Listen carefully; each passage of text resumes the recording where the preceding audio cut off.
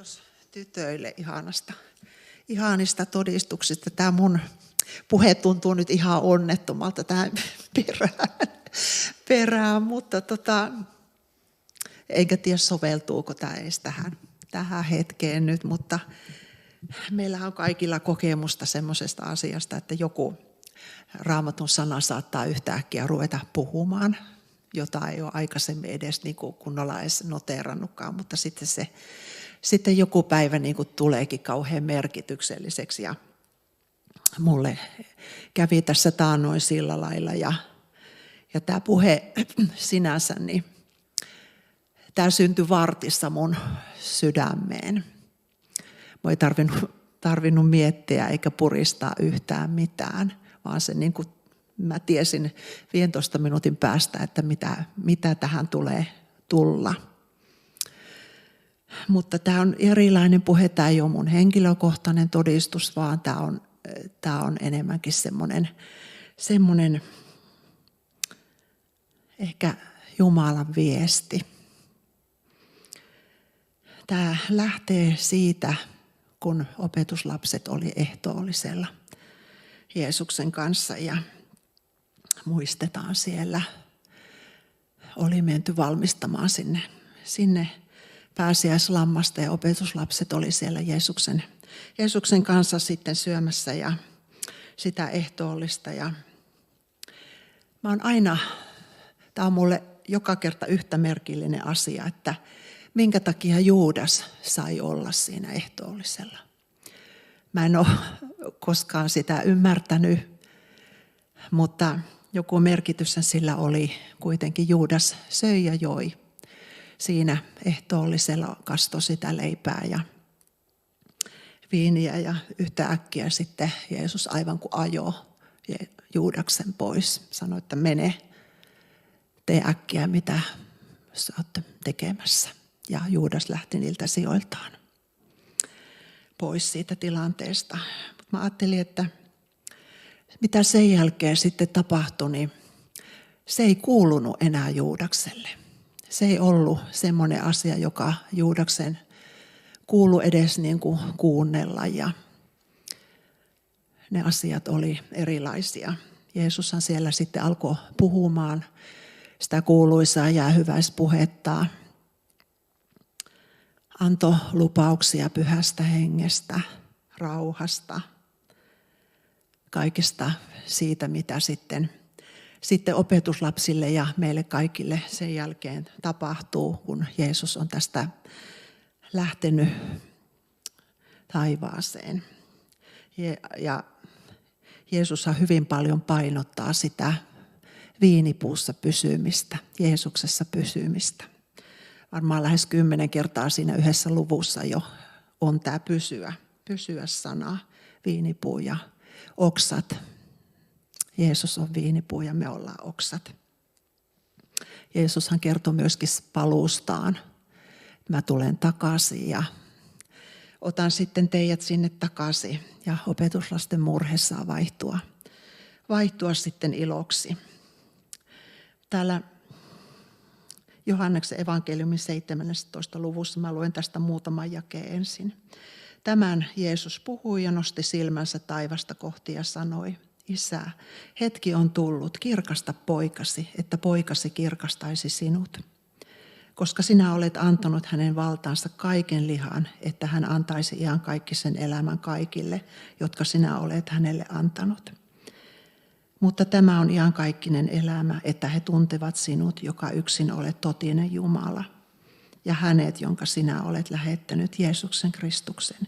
Minä olen kirkastanut sinut maan päällä. Minä olen täyttänyt sen työn, jonka sinä annoit minun tehtäväkseni.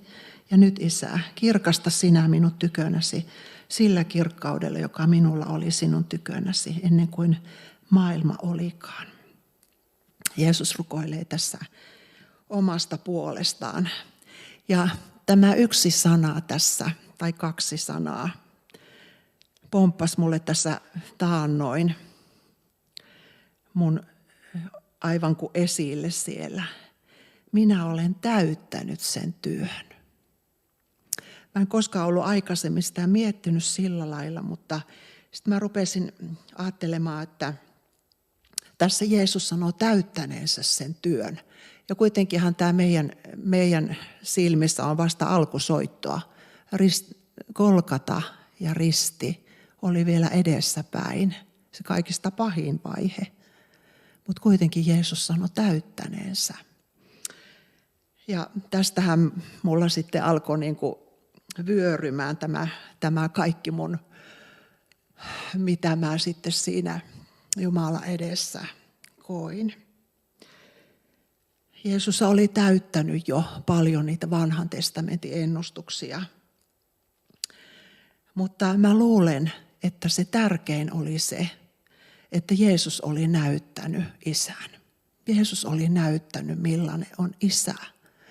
Ja siellähän Jeesus sanookin, että opetuslapsille, kun ne pyytää, että näytä meille Isä. Joka on nähnyt minut, on nähnyt Isän. Mitäs Jeesus sitten Isästä opetti? Jeesus oli siellä valinnut ensin niitä opetuslapsia tietenkin monenlaista. Siellä ei ollut yhtään kirjaoppinutta eikä fariseustakaan. Ihan tavallisia ihmisiä, oppimattomia semmoisia, ihan niin kuin me tänään tässä. Että se luottamus kyllä oli aivan valtava näihin ihmisiin. Mutta Jeesus opetti, mitä on olla opetuslapsi. Jeesus opetti rukoilemaan. Täällähän sanotaan monia hyviä kohtia. Mä en pystyisi niitä mitenkään, mutta se mitä mä nyt, ne on esimerkkejä vaan. Anokaa, niin teille annetaan. Etsikää, niin te löydätte. Kolkuttakaa, niin teille avataan. Jeesus oli oikein semmoinen malliesimerkki siitä rukouksesta.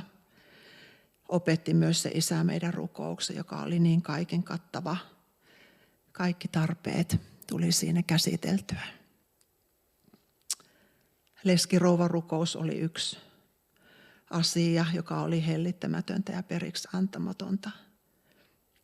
Erässä kaupungissa oli tuomari, joka ei pelännyt Jumalaa eikä piitannut ihmisistä. Siinä kaupungissa oli myös leskivaimo, joka vähän väliä tuli hänen luokseen ja sanoi, auta minua saamaan oikeus riitapuoltani vastaan. Pitkään aikaan tuomari ei tahtonut, mutta sitten hän sanoi mielessään, vaikka en pelkää Jumalaa enkä piittaa ihmisistä, niin kuitenkin, koska tämä leski tuottaa minulle vaivaa, minä autan häntä saamaan oikeuden, ettei hän lopulta tulisi ja kävisi minun silmilleni. Niin Herra sanoi, kuulkaa, mitä tuo väärämielinen tuomari sanoo. Eikö sitten Jumala hankkisi oikeutta valituilleen, kun nämä yötä päivää huutavat häntä avukseen? Viivyttäisikö hän heiltä apunsa? Jeesus oli rukouksen mestari. Ja siinä vuosien mittaan opetuslapset saivat kyllä sen nähdä ja kuulla. Anteeksi antamus oli varmaan yksi oleellisimpia asioita, joita Jeesus sitten siinä matkan varrella opetti. Jos te annatte anteeksi ihmisille heidän rikkomuksenne, niin teidän taivaallinen Isänne myös antaa teille anteeksi. Ja täällähän on tämä paha palvelija kertomus myöskin Matteuksen evankeliumissa, jossa mä en nyt tässä lue, kun täällä on niin valtavan kylmä. Mutta kuitenkin me muistetaan tämä kertomus, että niin helposti varmaan tulee se, että aletaan velkomaan, vaikka itse ollaan saatu niin paljon anteeksi. Mutta siinä vertauksessahan myöskin sanotaan, että meidän pitäisi kuitenkin antaa, ei 7 kertaa, vaan 77 kertaa 7. Anteeksi antamus on muuten ihan elinehto. Se ei ole mikään semmoinen valintakysymys, koska katkeruus pilaa hyvin äkkiä meidän elämä, jos me sille annetaan valta. Jeesus opetti lähimmäisen kohtaamisesta, jopa vihamiehen kohtaamisesta ja sanoikin sillä, että älkää tehkö pahalle vastarintaa, vaan jos joku lyö sinua oikealle poskelle, käännä hänelle toinenkin. ei ole niitä helpoimpia asioita, mutta Jeesus tästäkin selvisi ihan voittajana tämmöisestä tilanteesta. Vihamiestäkin voi rakastaa ja kohdata se ihmisenä. Jeesus kohtasi samarialaisen naisen, syntisen naisen, joka ei monien mielestä ollut just mitään, mutta Jeesukselle se oli yhtä tärkeä siitä taustastaan huolimatta ja rakasti tuotakin naista, välitti syntisistä. Laupias samarialainen on varmaan semmoinen yksi tunnetuimmista jutuista, mikä täällä sanotaan. Rikki revitty ihminen voisi olla tänäkin päivänä ihan tuolla meidän katuojassa. Kulkeeko siitä ohi pappi, leeviläinen vai samarialainen? Tässäkin vertauksessa meille annetaan malli. Me oltaisiin niitä samarialaisia, joilla on sydäntä kohdata tämmöinen ihminen ja auttaa. Jeesus opetti luottamuksesta Jumalaan. Katselkaa taivaan lintuja, eivät ne kylvä, eivätkä leikkaa, eivätkä kokoa murehtimisellaan, eivätkä kokoa aittoihin, ja teidän taivaallinen isänne ruokkii ne. Ja kuka teistä voi murehtimisellaan lisätä ikänsä kyynäränkään vertaa? Etsikää ensin Jumalan valtakuntaa ja hänen vanhurskauttaan, niin myös kaikki tämä teille annetaan. Älkää siis murehtiko huomisesta päivästä. Tämä on kanssa semmoinen, joka ei ole niin helppo, mutta nämä on Jeesuksen opetusta. Meidän jotenkin kuuluisi luottaa siihen, että Jumala pitää meistä huolen, niin kuin tässä ollaan kuultukin monissa todistuksissa. Jumala pitää huolen jokaisesta omastaan. Jeesus myrskyssä myöskin tulee siellä vastaan. Minä se olen. Jeesus on hyvä paimen, joka antaa henkensä lammasta edestä. Jeesus opetti, mikä on isän rakkaus. Niin on Jumala maailmaa rakastanut, että hän antoi ainokaisen poikansa, ettei yksikään hukkuisi. Suurinta rakkautta oli tämä. Ja tuossa justiin äsken taisin sanoakin tuo, rakastakaa jopa vihollisianne. Rukoilkaa niiden puolesta, jotka teitä vainoavat, että olisitte isänne lapsia. Koska hän antaa aurinkonsa koittaa niin pahoille kuin hyvillekin. Mehän monta kertaa haluttaisiin, että niille pahoille ei se armon aurinko koittaiskaan, mutta Jeesuksella ei ollut tuommoinen opetus. Ja Jeesus itse tuossa elämässään koki niin paljon väärinymmärrystä ja vihaa, että varmaan oli näiden sanojen sitten takana, rakasti siitä huolimatta. Jeesus opetti paljon opetuslapsille Jumalan ihmeistä. Niiden kohteenahan me saadaan olla ja ne kuuluu meille. Mua rupesi kerran kanssa puhuttelemaan semmoinen asia, kun mä luin täältä Johanneksen 9. luvusta tästä sokeasta miehestä. Mäpäs luen tästä nyt teille.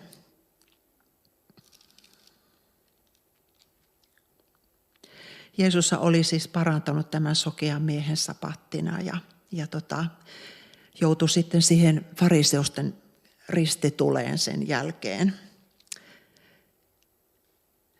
Tämä puhuu nyt fariseuksista, niin he kutsuivat toistamiseen miehen, joka oli ollut sokea, ja sanoivat hänelle: anna kunnia Jumalalle, me tiedämme, että se mies on syntinen, siis Jeesus. Hän vastasi: onko hän syntinen, sitä en tiedä, sen vain tiedän, että minä, joka olen sokea, nyt näin. Niin he sanoivat hänelle: mitä hän sinulle teki, miten hän avasi sinun silmäsi? Hän vastasi heille: johan minä teille sanoin, ettekä te kuulleet. Miksi taas tahdotte siitä kuulla? Tahdotteko tekin ruveta hänen opetuslapsiksensa? Niin he herjasivat häntä ja sanoivat: Sinä olet hänen opetuslapsensa, mutta me olemme Mooseksen opetuslapsia. Me tiedämme Jumalan puhuneen Moosekselle, mutta mistä tämä on, sitä emme tiedä. Mies vastasi ja sanoi heille, sehän tässä on ihmeellistä, että te ette tiedä, mistä hän on, ja kuitenkin hän on avannut minun silmäni. Me tiedämme, ettei Jumala kuule syntisiä, vaan joka on Jumala pelkääväinen ja tekee hänen tahtonsa, sitä hän kuulee. Ei ole maailman alusta kuultu, että kukaan on avannut sokeana syntyneen silmät. Jos hän ei olisi Jumalasta, ei hän voisi mitään tehdä. He vastasivat ja sanoivat hänelle, sinä olet kokonaan synneissä syntynyt ja sinä tahdot opettaa meitä. Ja he ajoivat hänet ulos. Musta oli niin ihana lukea tätä. Tämmöinen sokea mies, joka sai näkönsä, niin sillä oli aivan ihmeelliset vastaukset näihin fariseusten kysymyksiä tähän ristituleen. Täällä sanotaankin, että jos me joudutaan johonkin kuulusteluihin, niin Pyhä Henki antaa meille sanat. Ja mä ihmettelin tätä, että nämä oli kyllä niin kuin suoraan Jumalalta nämä vastaukset. Kukaan ei olisi osannut tuosta vaan niin kuin vastata ja lyödä luuta kurkkuun näille fariseuksille, mutta tämmöistäkin Jumala voi tehdä, niin kuin voi parantaa. Ja siellähän Jeesus lähetti niitä opetuslapsiaan sitten parantamaan ihmisiä ja vapauttamaan riivattuja. Mutta tämä sokea mies on siitä mielenkiintoinen, että sillä ei ollut tässä nimeä ollenkaan ja kuitenkin sille annettiin Raamatussa kokonainen luku. Sä vois olla vaikka sinä tai minä. Jeesus opetti nöyryydestä, kuuliaisuudesta, pesemällä esimerkiksi opetuslasten jalat. Se on tuttu kohta meille. Ja sanoo, että joka teistä tahtoo olla suurin, se olkoon kaikkien palvelija. Ollaanko me valmiita noudattamaan Jeesuksen esimerkkiä tässäkin? Jeesus opetti kiusauksista, niiden voittamisesta. Erämaassahan me muistetaan, Jeesus oli siellä saatanan kiusattavana, mutta voitti ne Jumalan sanalla, rukouksella. Täällä jatkuu sitten Johannes 17. Minä rukoilen heidän edestänsä, siis opetuslasten. En minä maailman edestä rukoile, vaan niiden edestä, jotka sinä olet minulle antanut, koska he ovat sinun. Ja kaikki minun omani ovat sinun, ja sinun omasi ovat minun, ja minä olen kirkastettu heissä.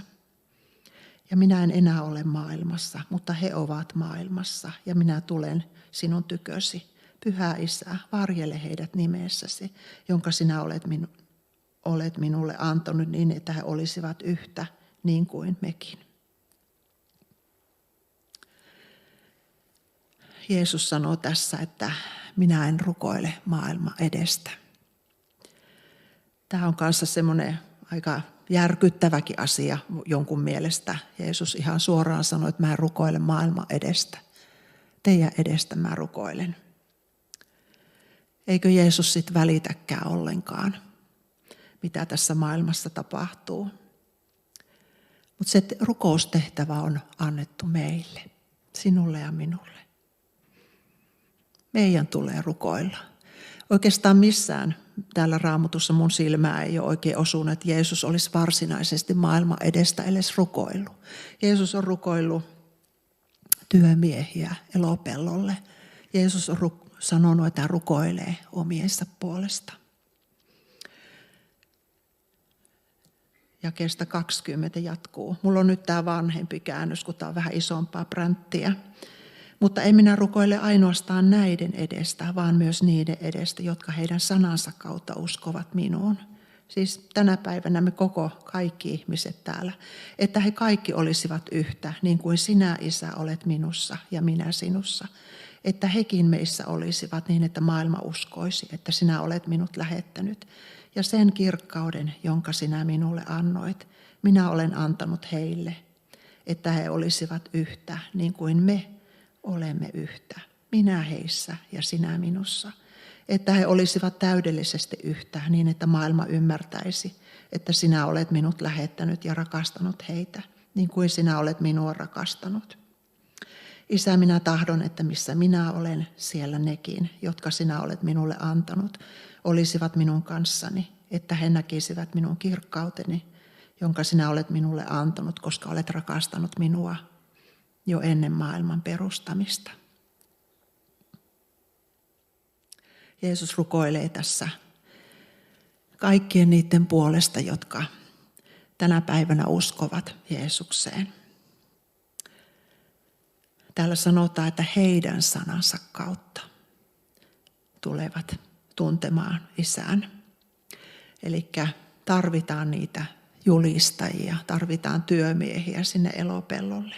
Ja Jeesuksen rukous on, että me oltaisiin yhtä toistemme kanssa ja yhtä Isän ja Pojan kanssa.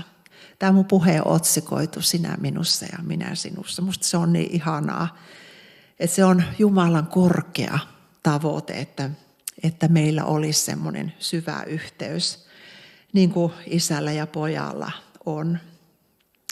Me, Jeesus meissä ja me Jeesuksessa, me Isässä. Jeesushan siellä aikaisemmin sanoo, että joka syö minun lihani ja juo minun vereeni, niin se on sitä syvää Jeesuksen seuraamista. Ja osahan niistä opetuslapsista sitten sanoikin, että tuo on kyllä liian kovaa puhetta, mä en tuommoista siedä, ja kääntyi sitten pois. Jeesuksella oli ainoa tavoite tässä jäähyväispuheessaan, jotta maailma uskoisi ja Jumalan nimi kirkastuisi. Se on varmaan se Jumalan tavoite tänäkin päivänä meidän suhteen, kun me täällä eletään. Että maailma uskoisi meidän kautta ja Jumalan nimi tulisi kirkastetuksi. Tämä koko jäähyväispuhe, tämähän on ihan täynnä semmoista Jumalan rakkautta. Vähän ennen kuin Jeesus sitten Golgatalle kävi ja jätti tämän joukon. Pyhä henkihän sitten tuli kyllä, mutta ensin varmaan tuntuu, että ihan hirveältä, että me jäähän tänne ihan oma onnemme nojaan. Mutta Jeesus täällä vakuuttaa, tämä minä olen teille puhunut, että teillä olisi minussa rauha. Maailmassa teillä on ahdistus, mutta olkaa turvallisella mielellä. Minä olen voittanut maailman. Pyhä henki on luvannut olla meidän kanssa tosiaan joka päivä maailman loppuun asti. Ja jos sä sait näistä jotain rohkaisua, mulle nämä on ollut tärkeitä päiviä, kun mä oon miettinyt näitä. Ja mitä kaikkia se Isä sitten onkaan, minkälainen on Isä. Jeesus tuli näyttämään Isän ja kaikissa näissä tämmöisissä asioissa, mitä siihen vuosiin mahtui, niin Jeesus oli paras esimerkki ja opettaja ja luotti siihen, että työ jatkuu, kun Pyhä Henki tulee tänne. Pyhä Henki kirkastaa kaikessa ja muistuttaa näistä asioista, muistuttaa niistä vertauksista, muistuttaa kaikesta, mikä on tärkeää, kun me täällä eletään. Tämmöistä tänään.